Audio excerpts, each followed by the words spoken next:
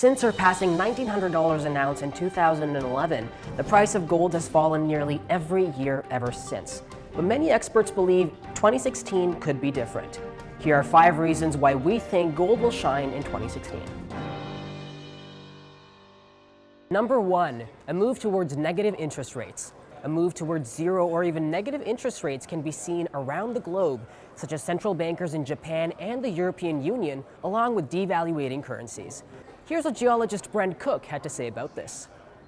I think what we're seeing here is a serious revaluation of currencies around the world, including gold. Gold is now standing out as something that is actually worth owning, where you're looking at negative to zero interest rates across the globe, devaluing currencies. Gold makes sense.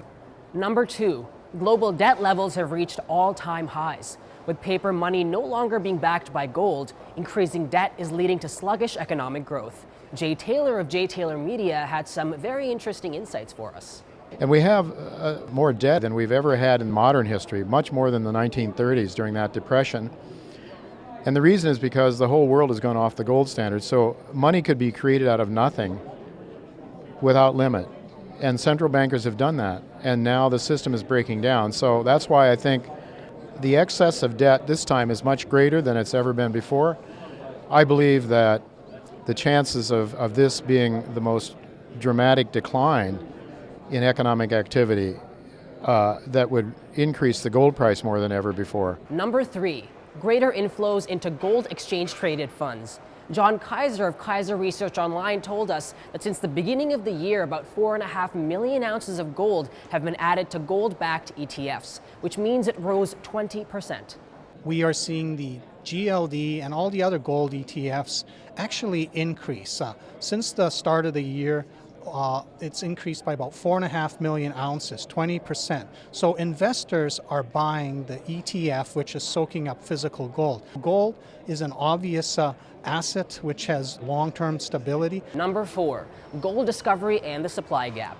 Globally, the mining industry is producing about 90 million ounces of gold each year, yet finding only 50 million ounces annually. We are producing, on the average, 90 million ounces a year. We're finding 50 million a year.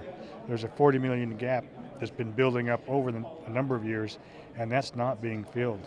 So for those of us speculators in this industry, that's a real positive dynamic that's going to give us the opportunity, I think, to identify projects that work, gold projects that work, that someone's going to buy down the road.